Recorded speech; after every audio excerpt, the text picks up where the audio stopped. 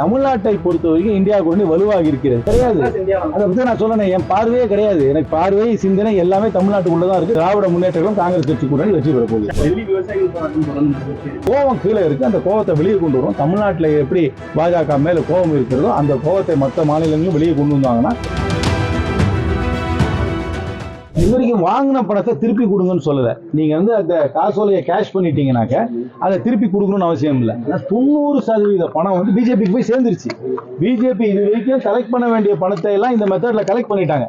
இனிமே வாங்காதீங்க, யார்கிட்ட வாங்கினீங்கன்னா பட்டியலை கொடுங்கன்னு தான் சொல்லியிருக்காங்களே ஒழிய நீங்க இந்த முறையில வாங்கின பணத்தை அவங்க திருப்பி கொடுங்கன்னு சொல்லாதனால என்ன பொறுத்த வரைக்கும் பிஜேபிக்கு ஒரு பெரிய பாதிப்பு வராது. மற்ற எந்த கட்சிக்கும் இந்த அளவுக்கு நிதி வரல.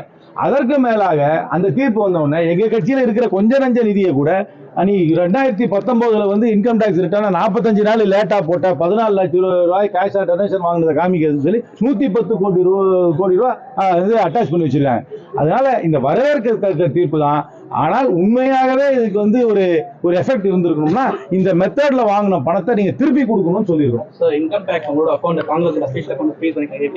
வந்து ஒரு பழிவாங்கும் செயலா தான் பாக்குறேன். ஏன்னா ஒரு 45 நாள் லேட்டா ஃபைல் பண்ணாங்கன்னு சொல்றதுக்காக 14 lakhs கேஷ்ல டொனேஷன் வாங்கினதுக்காக 110 கோடி ரூபாய் அட்டாச் பண்றேன்னு சொல்றது ஒரு பழிவாங்கும் செயல். தேர்தலுக்கு முன்பாக ஒரு வாடிக்கையாக ஒரு அரசியல் கட்சியை வந்து நடத்துவதிலிருந்து முடக்க வேண்டும் என்பதற்காக எடுக்கப்படுகின்ற நிகழ்வா தான் நான் அதை பாக்குறேன். சார், நீங்க மறுபடியும் இந்த எலெக்ஷன் வந்து உங்களுக்கு டிக்கெட் தரக்கூடாதுன்னு சொல்லிட்டு உங்களோட வந்து ஒரு ரெசல்யூஷன் பாஸ் பண்ணிருக்காரு.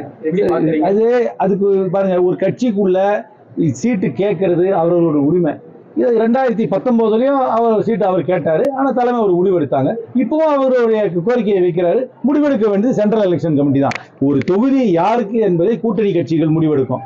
கூட்டணி கட்சியோட தலைமை முடிவெடுக்கும். அப்புறம் அந்த தொகுதி ஒதுங்கினோட அந்தந்த கட்சி யாரை வேணா வேட்பாளராக போடுவாங்க. அதனால ஒரு தொகுதியில வந்து இந்தந்த கட்சி தான் நிக்கணும்னு எல்லா கட்சியும் ஆசைப்படும். அப்படியே அந்த தொகுதியில தான் நிக்கணும்னு நிறைய பேர் ஆசைப்படுவாங்க. இது வந்து இயல்பு தான். இதுல ஒன்றும் விசித்திரமாகவோ ஒரு புதிதாகவோ நடக்கும் நிகழ்வாக நான் பார்க்கல.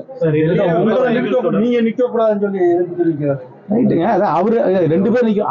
அவருடைய கருத்து அவர் சொல்றாரு. எனக்காக அவருக்கு மாற்று கருத்து சொல்றதுக்கு நிறைய பேர் இருக்காங்க. முடிவெடுக்க வேண்டியது சென்ட்ரல் எலெக்ஷன் கமிஷன் தானே. இதுல இருக்கு எல்லா கட்சியிலுமே நிறைய பேர் ஒரு சீட்ல வந்து ஒரு சீட்டு மேல 2-3 பேர் ஆசைப்படுறது அந்த கட்சியோட உயிரோட்டத்தை தான் காமிக்குது.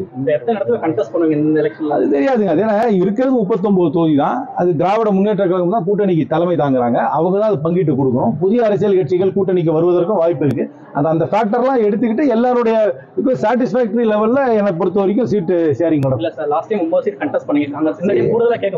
எல்லா கட்சியும் நிறைய தாங்க கேட்பாங்க. எவ்வளவுதான் நிறைய கேட்டாலும் 39 தான் பங்கேற்க முடியும். அதுக்கு மேல ஒரு சீட்டு முடியாது. எல்லா கட்சிக்கும் எந்த அளவுக்கு அதிகமாக நிக்கணும்னு விரும்புறாங்களோ அது நியாயமா தான் விரும்புவாங்க. ஆனா கடைசியில சீட்டை பிரிச்சு கொடுக்கறது அந்த 39 தான் கொடுக்க முடியும். என்னை பொறுத்த வரைக்கும் சாட்டிஸ்ஃபேக்டரியா இருக்கும். தேசிய அளவில் காங்கிரஸ் கட்டமைத்த இந்திய கூட்டணியும் உடஞ்சு ஒரு மாநிலத்திலும் ஒரு தேர்தல் இலக்கணம் இருக்கு. அந்தந்த இலக்கணப்படி சில அரசியல் நிகழ்வுகள் நடக்கின்றன. தமிழ்நாட்டை பொறுத்த வரைக்கும் இந்தியா கூட்டணி வலுவாக இருக்கிறது. ஒரு கட்சி கூட எங்க கூட்டணியிலிருந்து வெளியே போகல. இன்னும் புதுசா வந்து கட்சி சேர்றதுக்கு தான் வாய்ப்பு இருக்கு. ஆனா தமிழ்நாட்டை பொறுத்த வரைக்கும் என்னுடைய பார்வை தமிழ்நாடு தான். என்னுடைய சிந்தனை தமிழ்நாடு தான். 39 தொகுதிகளில் நான் திருப்பி அடிச்சு சொல்றேன், திராவிட முன்னேற்ற கழகம் காங்கிரஸ் கட்சி கூட்டணி 39 தொகுதிகளில் வெற்றி பெறும். தமிழ்நாட்டில் பிஜேபிக்கு பாசிபிலிட்டியே கிடையாது. அதை பத்தி நான் சொல்லணும், என் பார்வையே கிடையாது. எனக்கு பார்வை சிந்தனை எல்லாமே தமிழ்நாட்டுக்குள்ளதான் இருக்கு. தமிழ்நாட்டில் 39 தொகுதிகளிலும் திராவிட முன்னேற்ற கழகம் காங்கிரஸ் கட்சி கூட்டணி வெற்றி பெற போகுது. மேகதாது வந்து திரும்ப வந்து அங்க வந்து அணை கொண்டு வரதுக்கு செயல்பாட்டுக்கு கொண்டு வரதுக்காக அந்த அணை வேலைகளை செயல்பாட்டு கொண்டு வரதுக்காக ஒரு சிறப்பு மண்டலமும் 2 துணை மண்டலங்கள் அமைச்சு அங்க வந்து பட்ஜெட் ரெடி பண்ணியிருக்காங்க. சரி, அது அவங்களுடைய உரிமை, அவங்க பண்ணுவாங்க. அது நம்மளுடைய எதிர்ப்பை தெரிவிப்போம். அதுக்கான காவிரி ஆணையத்துக்கிட்ட முறையிடுவோம். அதுல சரியா வராட்டி நாங்க வந்து உச்சநீதிமன்றத்துக்கு போவோம். தமிழ்நாட்டுடைய நிலையை இங்க இருக்கும் அத்தனை கட்சிகளும் ஒரு மனதாக தான் நாங்க அரசாங்கத்தோட நிலையில நாங்க வந்து ஒற்றுமையாகத்தான் இருக்கிறோம். அவர்களுடைய நிலைப்பாட்டை சொல்வார்கள், நம்ம நிலைப்பாட்டை சொல்லுவோம். அதுக்கு தான் உச்சநீதிமன்றம் இருக்கு. உச்சநீதிமன்றத்துல போய் பார்த்துக்கலாம். டெல்லி விவசாயிகள் போராட்டம் தொடர்ந்து நடந்துச்சு.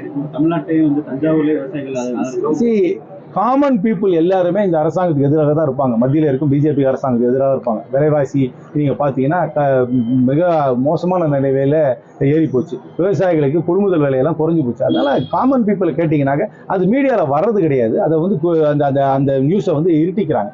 ஆனா இந்த கோபம் கீழே இருக்கு. அந்த கோபத்தை வெளியே கொண்டு வரும். தமிழ்நாட்டில் எப்படி பாஜக மேல கோபம் இருக்கிறதோ அந்த கோபத்தை மற்ற மாநிலங்களும் வெளியே கொண்டு வந்தாங்கன்னா என்னை பொறுத்த வரைக்கும் கூட்டணிக்கு நல்லா இருக்கும். தேங்க்யூ.